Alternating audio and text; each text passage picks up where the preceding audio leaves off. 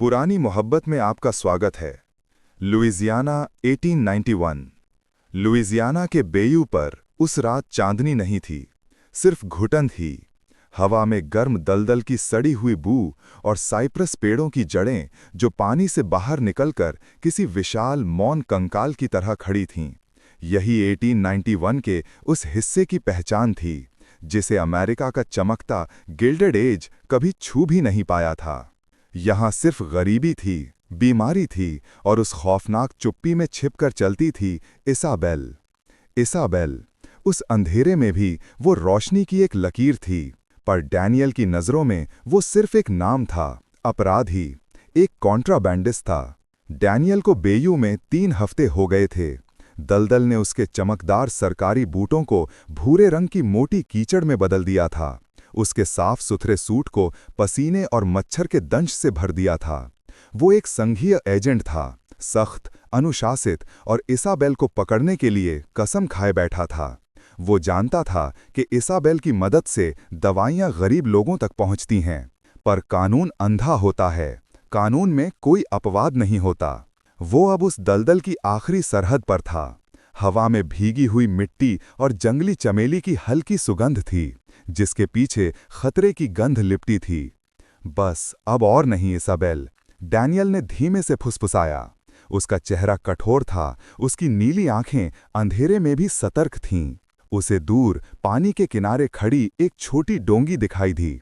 वो डोंगी बेयू के उन अछूते कोनों तक जाने का रास्ता थी जहां गरीब खेत मजदूरों के घर थे, और डोंगी के पास खड़ी थी इसाबेल। इसाबेल लंबी नहीं थी, पर उसमें एक अनूठी दृढ़ता थी। उसके बाल नमी से चिपके हुए थे, उसकी पुरानी कसी हुई स्कर्ट कीचड़ से सनी थी। वो अपने कंधे पर चमड़े का एक थैला लादे थी, वही थैला जिसमें वो अमूल्य दवाइयां छुपाकर लाती थी, जो बेयू के डॉक्टरों के महंगे बिलों से कोसों दूर थीं। डैनियल ने महसूस किया कि उसकी सांसें तेज हो गई हैं। ये पीछा कई महीनों से चल रहा था, और अब आखिरकार वो क्षण आ गया था। उसने अपनी जैकेट के नीचे छिपा रिवॉल्वर मजबूती से पकड़ा। वो छाया की तरह सरका, मिट्टी उसके पैरों के नीचे दब रही थी, जिससे एक हल्की सप सप की आवाज आ रही थी। इसाबेल अपनी डोंगी में कूदने वाली थी, तभी एक तेज आवाज ने बेयू की खामोशी को चीर दिया। ठहर जाओ, संघीय एजेंट। इसाबेल जैसे ठिठक गई। वो घूमकर खड़ी हुई, उसके चेहरे पर डर की जगह आश्चर्य और एक हल्की सी उपेक्षा थी। उसकी भूरी आंखें सीधे डैनियल की कठोर नीली आंखों से मिलीं। वो दृष्टि अंधेरे में भी डैनियल को झकझोर गई। वो सिर्फ एक फरार अपराधी को पकड़ने आया था, लेकिन इसाबेल की आंखों में कोई अपराध बोध नहीं था, सिर्फ एक गहरी थकी हुई करुणा थी और एक अदम्य साहस। डैनियल तेजी से उसके पास पहुंचा।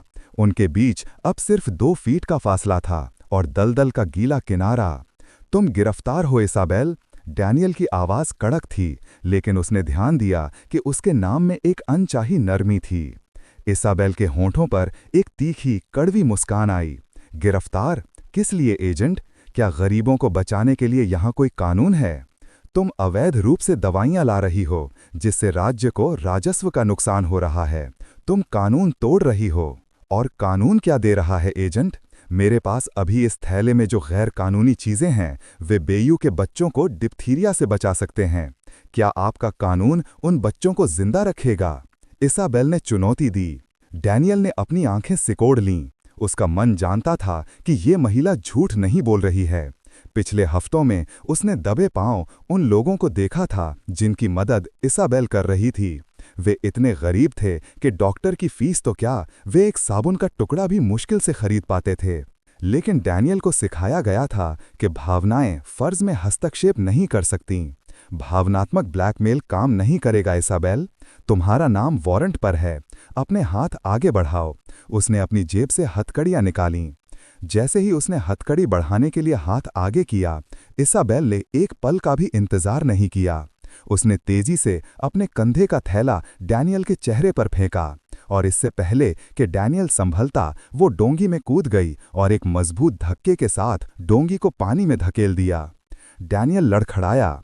थैले में धातु की कुछ चीजें थीं जो उसके गाल से टकराईं। जैसे ही उसने आंखें खोलीं, उसने देखा कि इसाबेल पहले ही तेजी से पतवार चलाकर घने दलदल की ओर बढ़ रही थी। रुको, डैनियल चिल्लाया। वो दौड़कर डोंगी की ओर बढ़ा, लेकिन बेयू का विश्वासघाती किनारा फिसल गया। वो कीचड़ में गहरे तक धंस गया, उसका दाहिना बूट पूरी तरह से दलदल में फंस गया। वो गुस्से और निराशा से गुर्राया।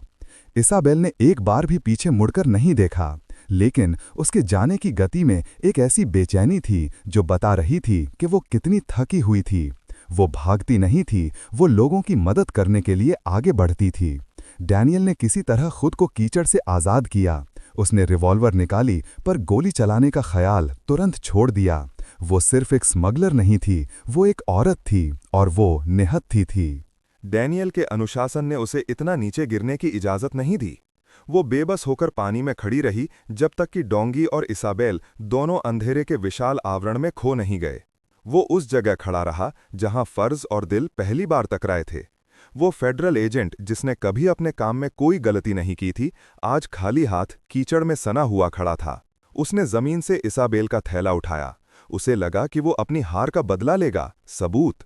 थैले को खोलते ही दवाइयों की तेज बांझ गंध आई। भीतर कुछ शीशियां थीं, मरहम की पुड़ियां थीं और एक मोटी जिल्द वाली डायरी थी। डैनियल ने उत्सुकता से डायरी खोली। ये हिसाब किताब की डायरी नहीं थी, ये एक रिकॉर्ड था। हर पन्ने पर बेयू के लोगों के नाम थे। जोसेफ, उम्र 40, गठिया, 2 खुराक दी गई। छोटी मैरी, बुखार तेज, दवा की अगली किस्त 3 दिन में। और सबसे आखिरी पन्ने पर एक छोटी सी प्रविष्टि थी जिसमें खर्चा लिखा था। दवा का कुल खर्च $54.50। प्राप्त राशि दान 0 रुपए। नुकसान या प्यार 54.50 रुपए। इस हिसाब को देखकर डैनियल का कठोर चेहरा पत्थर हो गया। वो इन लोगों से एक पैसा भी नहीं ले रही थी। वो वास्तव में एक अपराधी नहीं थी, वो तो बस एक टूटी हुई प्रणाली में न्याय का हाथ थामे खड़ी थी। डैनियल की पकड़ डायरी पर ढीली पड़ गई। उसके मन में 2 आवाजें गूंजने लगीं। एक थी कानून की जो कह रही थी उसे गिरफ्तार करो, और दूसरी थी न्याय की जो कह रही थी उसे बचाओ। मैं क्या कर रहा हूं? डैनियल ने खुद से पूछा। वो जिस अपराधी का पीछा कर रहा था वो उस बेयू की आत्मा थी जिसकी परवाह ना तो सरकार करती थी और ना ही यहाँ का समाज। अगले दिन सूरज की भीषण तपिश में डैनियल ने बेयू के उस हिस्से में जाने का फैसला किया जहां इसाबेल अक्सर दवाएं पहुंचाती थी। वो सरकारी वर्दियों से दूर एक साधारण भूरे रंग की कॉटन जैकेट और पतलून में था। उसने अपनी रिवॉल्वर सुरक्षित रूप से छिपा ली थी। वो एक बूढ़े कमजोर किसान के टूटे फूटे घर तक पहुंचा। बाहर किसान की पत्नी, एक थकी हुई महिला, आग पर कुछ पका रही थी। क्षमा करें, क्या मैं अंदर आ सकता हूं? डैनियल ने धीरे से पूछा। महिला ने उसे घूर कर देखा। आप कौन हैं? क्या डॉक्टर का कोई आदमी है? हमारे पास पैसे नहीं हैं। मैं कोई डॉक्टर नहीं हूं, डैनियल ने जल्दी से जवाब दिया। मैं यहाँ एक महिला को ढूंढ रहा हूं जो शायद यहाँ दवा लेकर आती है। महिला की आंखें सतर्क हो गईं। कौन महिला? मुझे किसी महिला के बारे में नहीं पता।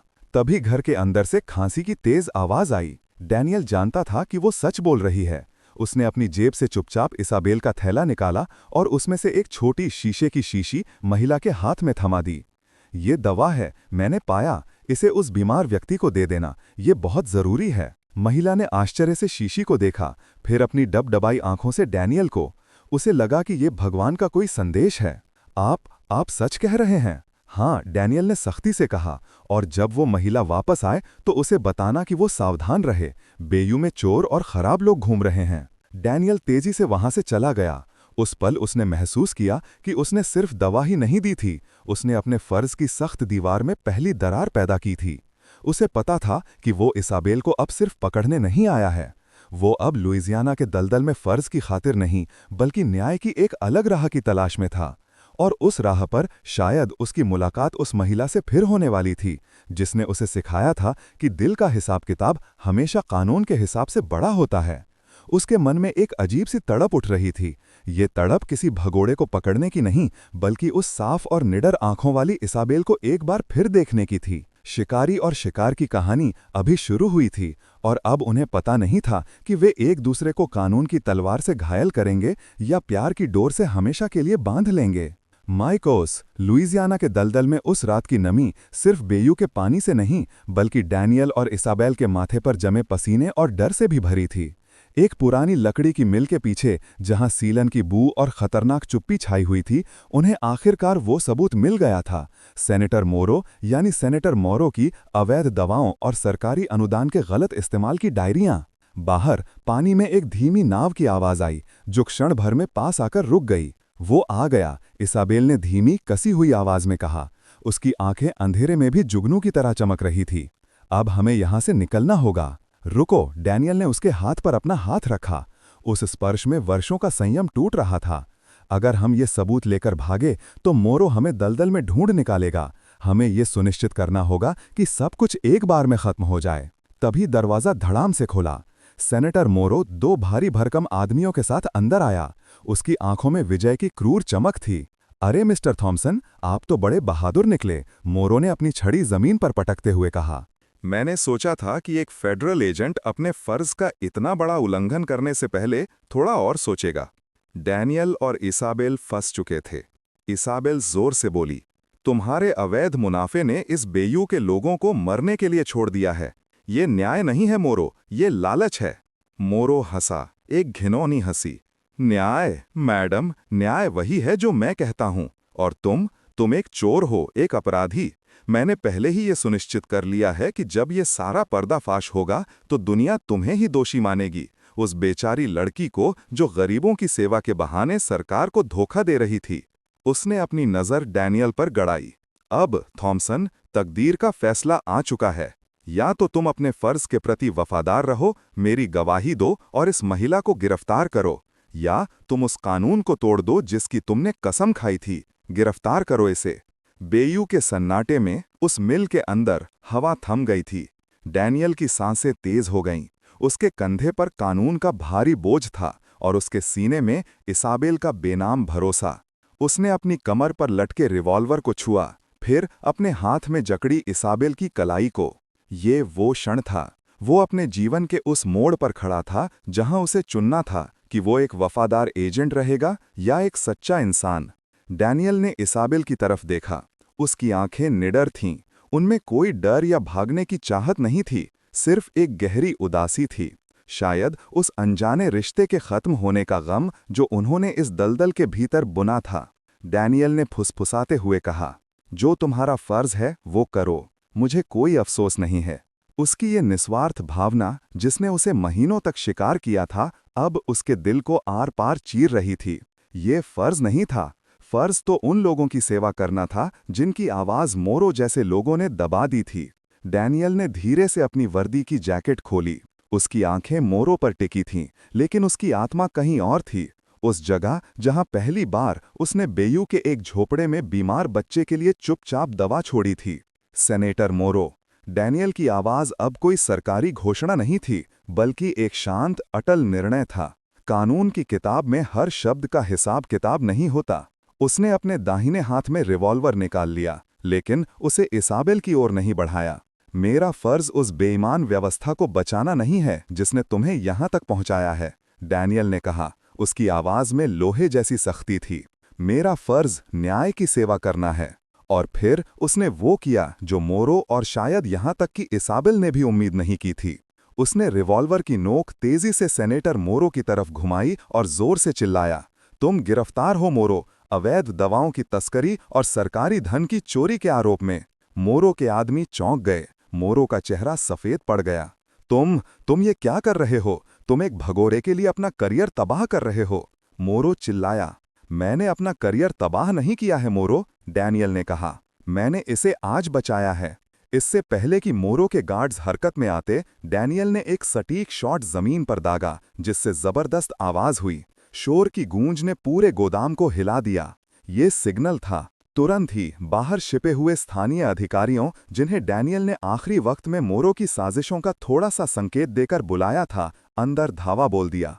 अफरा तफरी मच गई। डैनियल ने मोरो के गार्ड्स को बेअसर करने में मदद की, जबकि इसाबेल ने तेजी से डायरियां और सबूत सुरक्षित कर लिए।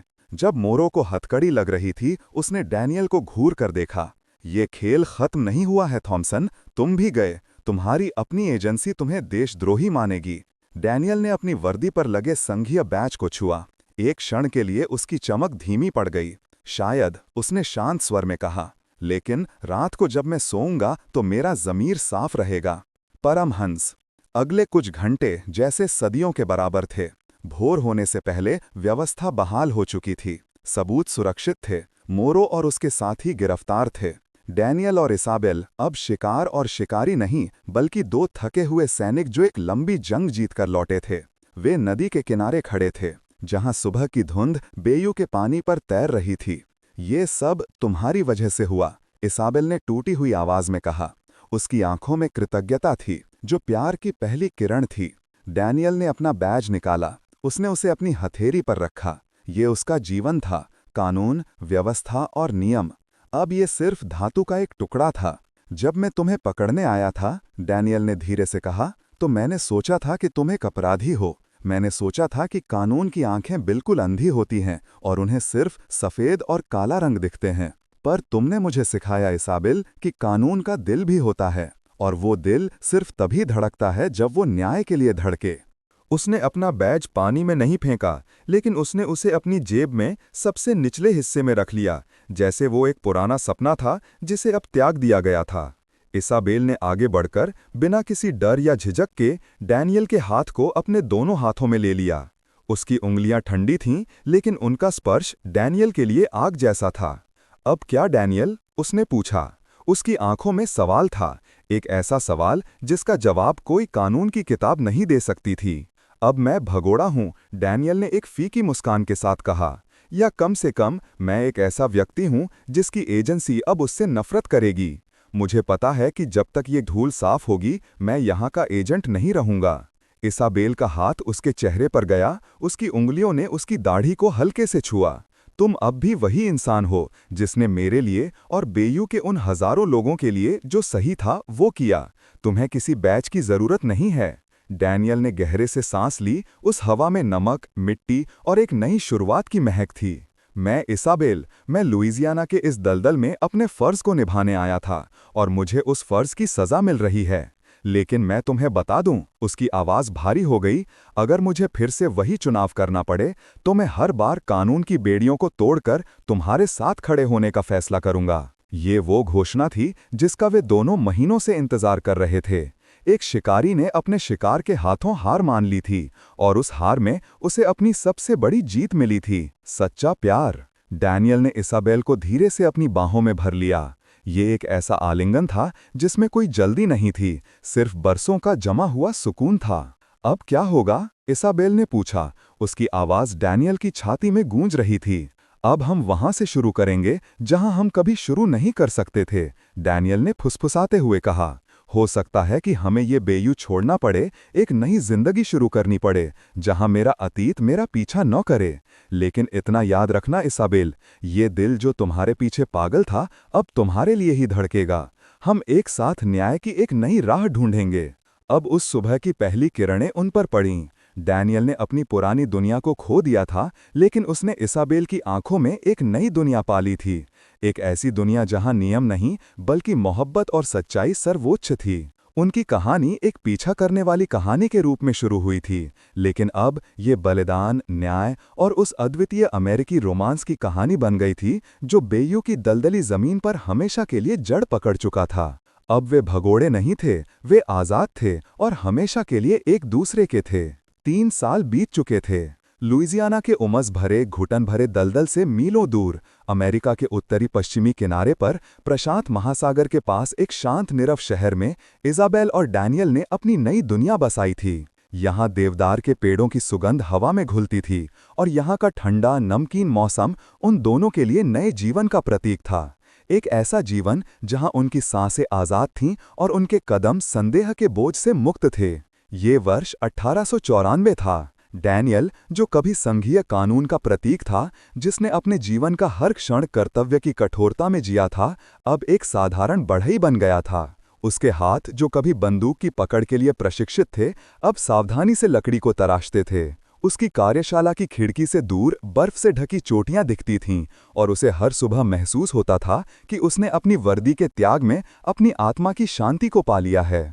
इसाबेल उसके बगल में एक छोटे से सामुदायिक औषधालय को चलाती थी, बिल्कुल वैसा ही काम, लेकिन अब कानून की बेड़ियों के डर के बिना। वो अब कॉन्ट्राबंदिस्ता नहीं थी, बल्कि एक सम्मानित हर्बलिस्ट थी जो इज़ाबेल की सीख और डैनियल के नए शहर की ईमानदारी पर टिकी हुई थी। अब वो गरीबों की मदद खुलेआम करती थी और उसकी मुस्कान में बरसों का दफन सुकून झलकता था। एक सर्द शाम जब सूरज देवदार के पीछे डूब रहा था, डैनियल कार्यशाला से वापस लौटा। उसने देखा कि इज़ाबेल आग के पास बैठी है, हाथ में चाय का प्याला थामे। तुम्हारा दिन कैसा रहा इसाबेल? डैनियल ने अपनी निगाहें उठाईं और उस नज़र में 3 साल की संतुष्टि थी। शांतिपूर्ण डैनियल, आज कोई पीछा करने वाला नहीं था, कोई अंधेरा सौदा नहीं था, बस बीमार पड़ोसियों के लिए कुछ नीलगिरी का तेल। डैनियल उसके पास बैठ गया, उसकी पीठ को थामते हुए। उसकी उंगलियां अब भी कठोर थीं, लेकिन स्पर्श में अपार कोमलता थी। ये कितनी अजीब बात है, डैनियल ने धीरे से कहा। उसकी आवाज़ में बरसों का संचित आश्चर्य था। लुइजियाना में मैंने सोचा था कि मेरी सबसे बड़ी जीत वो क्षण होगा जब मैं तुम्हें पकड़ लूंगा, जब मैं अपने फर्ज को पूरा कर लूंगा। लेकिन सच्चाई ये है कि मेरी सबसे बड़ी जीत वो क्षण था जब मैंने तुम्हें आज़ाद करने के लिए खुद को कैद से आज़ाद कर लिया। इज़ाबेल ने अपना सिर उसके कंधे पर टिका दिया। तुमने अपने वर्दी के सम्मान को खो दिया डैनियल। नहीं, उसने तुरंत प्रतिवाद किया। मैंने सिर्फ उस बैज को खोया जो न्याय और कानून के बीच के फर्क को नहीं समझता था। सच्चा सम्मान तो आज मिला है जब मैं बिना किसी झूठ या डर के तुम्हारे साथ एक साफ सुथरी जिंदगी जी रहा हूं। उस बेयू ने हमें सिखाया कि जब कोई व्यवस्था अन्याय पर टिकी हो तो उसके खिलाफ खड़ा होना ही सबसे बड़ा फर्ज होता है। ये उनके जीवन का सबसे कठिन लेकिन सबसे सच्चा अध्याय था। उन्हें एक दूसरे को पाने के लिए केवल भौगोलिक दूरी ही नहीं तय करनी पड़ी थी, बल्कि उन्हें अपने भीतर के सिद्धांतों की जंग भी जीतनी पड़ी थी। डैनियल के लिए, जिसने अपने पूरे जीवन को ब्लैक एंड व्हाइट, सफ़ेद और काले में देखा था, इज़ाबेल ने उसे सिखाया कि जीवन का सबसे ज़रूरी रंग ग्रे, धुंधलापन होता है। वो जगह जहां दया और ज़रूरत कानून से ऊपर होती है। वो अक्सर बेयू के दलदली रास्तों को याद करते थे। वो पहली बार जब डैनियल ने उसे झाड़ियों के बीच छिपा देखा था। वो पहली गोली जो उसने हवा में चलाई थी ताकि वो बच सके। वो अंधेरा गोदाम जहां उन्होंने पहली बार एक दूसरे के प्रति अपने सम्मान को महसूस किया था, जब वे असली अपराधियों का सामना कर रहे थे। याद है डैनियल, जब हम भागे थे? इज़ाबेल ने फुसफुसाया। हमें पता नहीं था कि हम कहाँ जा रहे थे, बस एक दूसरे का हाथ पकड़े थे। मुझे सब याद है, डैनियल ने कहा। उसकी आंखों में दूर की लौ चमक रही थी। मुझे वो डर भी याद है और मुझे वो संकल्प भी याद है। मैंने अपना नाम बदला, अपनी पहचान बदली, सब कुछ बदला। ये एक बड़ा त्याग था इज़ाबेल, लेकिन जब मैं तुम्हें देखता हूँ, तुम्हारी आंखों में वो पवित्र शांति देखता हूँ, तो मुझे लगता है कि मैंने स्वर्ग का त्याग नहीं किया, बल्कि उसे पा लिया है। उन्होंने अपने पीछे लुइजियाना के दलदल को, उसकी बीमारी, उसके भ्रष्टाचार और उसकी निराशा को छोड़ दिया था। उन्होंने अपनी पुरानी पहचान को दफना दिया था, लेकिन उन्होंने अपने साथ एक चीज लाई थी, न्याय की वो आग जो उन्हें पता था कि वे अब भी चुपचाप अपनी छोटी सी दुनिया में प्रज्वलित कर सकते हैं। इज़ाबेल ने चाय का प्याला रखा और डैनियल की ओर मुड़ी। ये दुनिया डैनियल, ये हमारा बनाया हुआ आश्रय है। तुमने मुझे कानून के शिकंजे से बचाया और मैंने तुम्हें तुम्हारी कठोरते से बचाया। हम एक दूसरे की मुक्ति हैं। डैनियल ने इज़ाबेल को अपनी बाहों में उठाया। ये आलिंगन उस पुरानी बेसब्र गर्मी से अलग था। ये अब गहरे समुद्र की तरह शांत और सुरक्षित था। वो शिकारी अब थक चुका था और अब वो केवल अपने प्रियजन के साथ शांति चाहता था। जब मैं बेयू में था, डैनियल ने कहा, उसकी आवाज़ अब भी पहले जितनी गहरी लेकिन कहीं ज्यादा नर्म थी। मेरा काम था व्यवस्था बनाए रखना। मुझे लगा था कि अगर मैं हर नियम का पालन करूंगा तो मैं एक अच्छा आदमी बनूंगा। तुम आई इज़ाबेल और तुमने मुझे दिखाया कि एक अच्छा आदमी होने के लिए कई बार व्यवस्था को तोड़ना जरूरी होता है। सच्चा कानून प्यार और जरूरत की सेवा करता है। वो रात ठंडी थी, लेकिन उनके कमरे में आग और मोहब्बत की गर्मी थी। इज़ाबेल और डैनियल की कहानी अमेरिकी इतिहास के उस स्वर्णिम युग की एक फुसफुसाहट थी।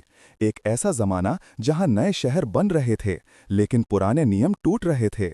उनकी कहानी ने साबित कर दिया कि असली रोमांस तब पैदा होता है जब दो आत्माएं जो विपरीत दिशाओं में भाग रही थीं, अचानक एक दूसरे से टकराती हैं और दोनों ही पूरी दुनिया के खिलाफ खड़े होने का फैसला करती हैं। उन्होंने अपने नए जीवन में कभी पीछे मुड़कर नहीं देखा, ना उन्हें सरकारी कागजात की परवाह थी, ना ही पुरानी पेंशन की। उनकी दौलत उनका साझा विश्वास था और उनका सबसे बड़ा पदनाम पति और पत्नी।